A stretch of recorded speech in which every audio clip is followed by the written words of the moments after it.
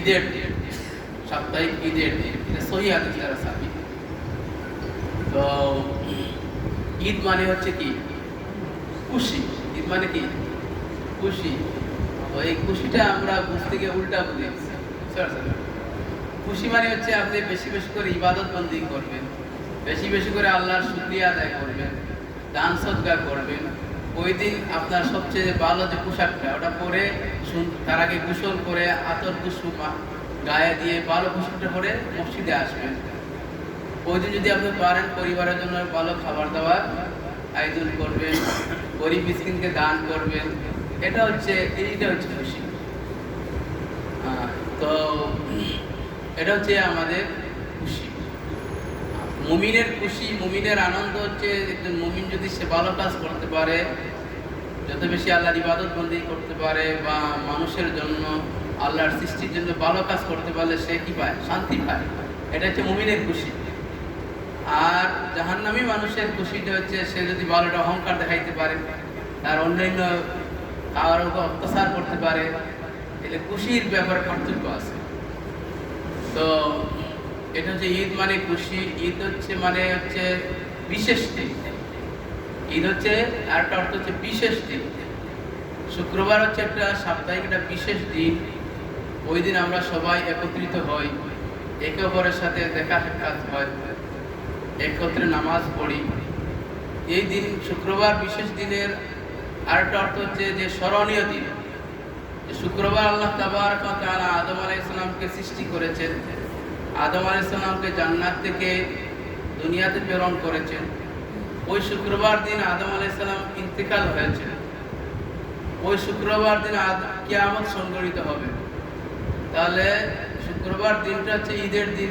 দেখা যাচ্ছে যে সব দুঃসংবাদ, আদম আলাইহিস সালাম জান্নাত থেকে দুনিয়াতে আসলেন, আবার দুনিয়া থেকে ইন্তেকাল করলেন, আবার কিয়ামত হবে। সব দুঃসংবাদ মনে হচ্ছে। হ্যাঁ, দুঃসংবাদ মনে হলে এর মধ্যে আনন্দ কোনটা? যে আল মাউতু ইয়ানআমু লিল মুমিনিন, মুমিনের মৃত্যুটা হচ্ছে তার জন্য নিয়ামত। আলহামদুলিল্লাহ, সে এই ইন্তেকালু দারিল ফানা ইলা দারিল বাকা, হাদিসের ব্যাখ্যা আছে যে মুমিন অস্থায়ী জিন্দেগিকে পরিত্যাগ করে সে স্থায়ী জিন্দেগির দিকে চলে যায়, ইন্তেকাল করে। সুবহানাল্লাহ। তাহলে মুমিন ব্যক্তি ইন্তেকালের মাধ্যমে সে অনন্ত নিয়ামতের দিকে চলে যায়, তার রবের সাক্ষাতের দিকে চলে যায়। এটাতে তার জন্য নিয়ামত। দুনিয়াটা হচ্ছে ঝামেলা। দুনিয়াতে ঈমান রক্ষা করা, আমল রক্ষা করা, ঈমান রক্ষা করা এত কঠিন, যেভাবে একটা জ্বলন্ত কয়লা হাতে রাখা যতটুকু কঠিন, তার চেয়ে ঈমান রক্ষা করা আরো বেশি কঠিন। তো আল্লাহ নবী দুনিয়া থেকে চলে যাওয়ার আগে আল্লাহ নবী একদিন শুক্রবার দিন আলোচনা করতেছেন, বলতেছেন সাহাবায়ে কেরাম উদ্দেশ্যে যে আল্লাহর একজন বান্দা, তাকে অনুমতি দেওয়া হয়েছে, এখতিয়ার দেওয়া হয়েছে যে উনি তার চাইলে দুনিয়াতে থাকতে পারবেন, আর উনি চাইলেও তার রবের সাক্ষাতে চলে যেতে পারেন। তো আল্লাহর এই বান্দা রবের সাক্ষাৎটা গ্রহণ করেছেন। নবীজি এইভাবে বলতেছেন। আবু বকর রাদিয়াল্লাহু তাআলা আনহু জোরে চিল্লায়ে কান্দে উঠছেন। অন্যান্য সাহাবীরা বলতেছেন, কি হলো আবু বকরের? আল্লাহ নবী একজন বান্দার কথা বলতেছেন আর উনি চিল্লায়ে কাঁদতেছেন। পরবর্তীতে জানা গেল যে না, রাসূল সাল্লাল্লাহু আলাইহি ওয়াসাল্লাম নিজেই নিজের কথাই বলতেছেন যে নবীজি রবের সাক্ষাতের বিষয়টা উনি গ্রহণ করেছেন। তাহলে এইভাবে আমাদেরকে আমাদের এই হায়াতে জিন্দেগি, এটা হচ্ছে আমরা মুসাফির। তো আমাদের হায়াতে জিন্দেগি একটা নির্দিষ্ট সময় করা আছে। আপনি আমি কতটুকু রিজিক ভক্ষণ করব, কত কদম হাঁটবো, কতটা কথা বলবো, কতটা শ্বাস ত্যাগ করব, কতটা শ্বাস গ্রহণ করবো, সব কি করা আছে? নির্ধারণ করা আছে।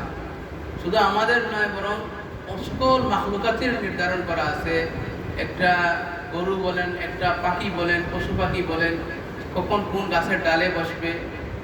আপনারা অনেকে স্বপ্ন দেখেন যে একটা জায়গায় অনেকদিন আগে দেখছেন, ওই জায়গায় আসছেন স্বপ্নে, আবার দেখা যাচ্ছে অনেক বছর পরে বাস্তবায়ন হয়েছে।